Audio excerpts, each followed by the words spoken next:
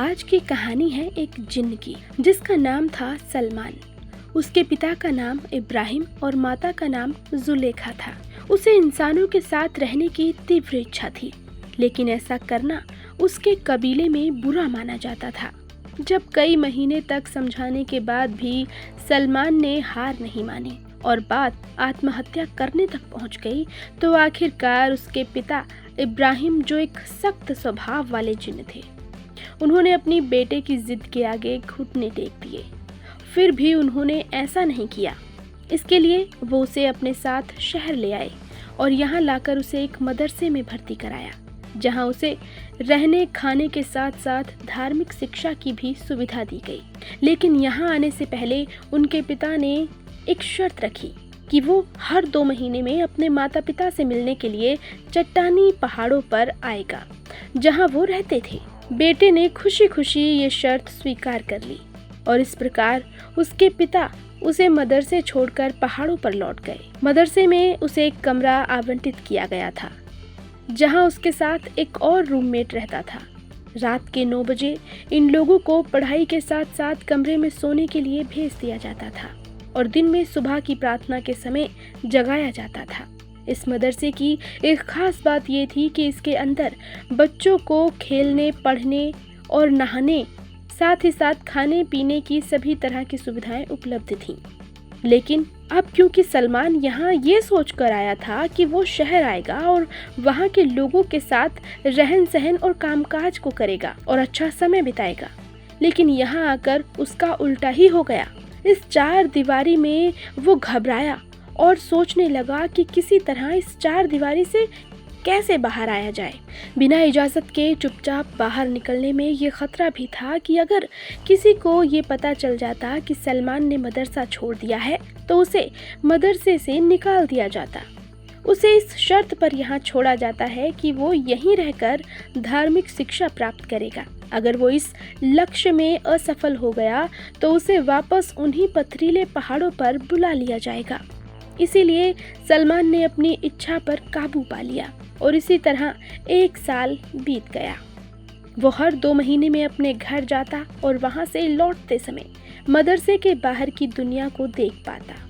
अपनी प्रबल इच्छा के बावजूद उसने किसी तरह 1 साल खुद को रोके रखा, लेकिन वो अपनी इस स्वाभाविक इच्छा को रोक नहीं सका। शायद रात 10 बजे उसका रूममेट कमरे का बल्ब बंद करके सोने चला गया, तो थोड़ी देर बाद सलमान दरवाज़ा खोलकर कमरे से बाहर आया। दरवाज़ा खोलने की कोई ज़रूरत नहीं थी, वो दरवाजे के पार आ सकता था। कमरे से निकलने के बाद वो सीधे मदरसे की बाहरी दीवार पर गया और फिर बाहर चला गया। वो काफ़ी समय से इधर उधर भटक रहा था। उसे समझ नहीं आया कि वो अपने स्कूल का रास्ता कैसे भूल गया। रात इतनी गहरी थी कि सुनसान सड़कें और गांव अंधेरे की चादर से ढक गए थे। अंधेरे में उसे ये सारी इमारतें अपने इलाके की तरह ऊंची ऊंची पहाड़ियां लग रही थीं। इन गलियों में भटकते भटकते उसे बहुत देर हो गई, लेकिन फिर भी उसे मदरसे तक जाने का रास्ता नहीं मिल सका।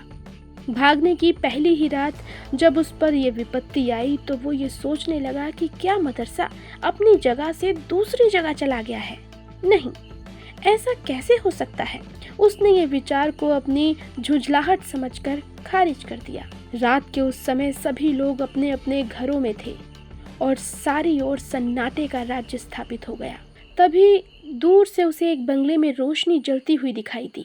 बंगले के पास पहुंचकर उसने चारों ओर देखा और फिर अपनी ऊंचाई 15 फीट बढ़ाकर बंगले के अंदर झांका।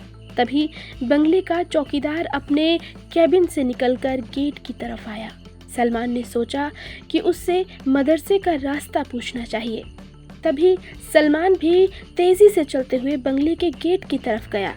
जैसे ही चौकीदार ने गेट का छोटा दरवाज़ा खोलकर बाहर देखा, तो दरवाजे के पास खड़े सलमान ने उसे आवाज़ दी, अरे भाई ज़रा सुनो। ये आवाज़ सुनकर चौकीदार इधर उधर देखने लगा और फिर जैसे ही उसकी नज़र दरवाजे के दाहिनी ओर खड़े सलमान पर पड़ी, तो चौकीदार डर के मारे कांपने लगा और उसकी आंखें बंद हो गईं। इससे पहले कि सलमान उससे कुछ और कहता, वो पूरी ताकत से चिल्लाया और बिना दरवाजा बंद किए ही बंगले के अंदर आंख मूंद कर भाग गया। बंगले के अंदर भागे चौकीदार की हरकतें देख सलमान हैरान रह गया। उसने अपने पूरे जीवन में कभी किसी इंसान को इतनी तेज दौड़ते हुए नहीं देखा था और उसे तो और भी आश्चर्य हुआ कि इस चौकीदार ने ऐसा क्यों किया। मैंने अभी तक बोलना भी शुरू नहीं किया था, वो डरकर भाग क्यों गया, इसका क्या मतलब था। तभी सलमान के मन में ख्याल आया कि पैसे वाले लोग बहुत डरपोक होते हैं, इसीलिए वो अपने घर के बाहर बंदूकधारी चौकीदार रखते हैं। लेकिन ये चौकीदार भी उन्हीं की तरह कायर और डरपोक था, जो मेरी पूरी बात सुने बिना ही डर के मारे भाग गया। उन्हें ऐसा चौकीदार क्यों रखना, भला ऐसे चौकीदार की क्या जरूरत। ये सोचते सोचते वो आगे बढ़ रहा था कि तभी वो एक पेड़ की झुकी हुई शाखा से टकरा गया। शाखा से टकराने की देर थी कि उसके होठों पर मुस्कान फैल गई। वो समझ गया कि चौकीदार इतना डर क्यों रहा है और वो भाग गया। जब उसने बंगले की दीवार से झांकने के लिए अपनी ऊंचाई बढ़ाई और फिर चौकीदार की ओर बढ़ा तो वो जल्दबाजी में अपनी ऊंचाई छोटी करना भूल गया। उसके सामने एक लंबा व्यक्ति था। उसकी मुद्रा बदल गई। निश्चित रूप से वो समझ गया कि ये कोई इंसान नहीं बल्कि एक जिन है। फिर सलमान ने खुद पर शर्म करते हुए अपनी ऊंचाई कम कर ली और आगे बढ़ गया। वो अगली गली में मुड़ा ही था कि पास के एक घर की छत पर एक मानव आकृति दिखाई दी।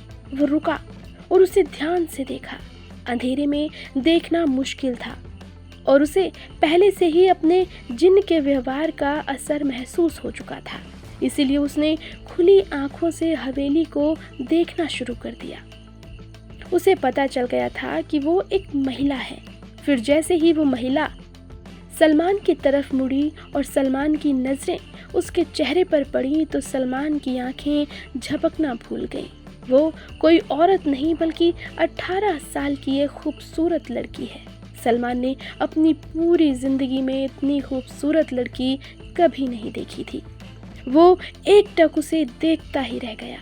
अंधेरे में इस खूबसूरती की खूबसूरती देखते ही बन रही थी। लड़की ने लाल पतलून और सफ़ेद टी शर्ट पहन रखी थी।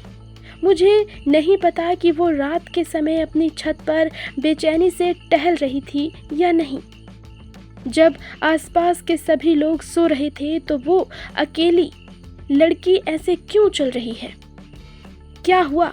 उसे क्या कोई परेशानी हो रही है? और अब इस कहानी में आगे क्या होगा?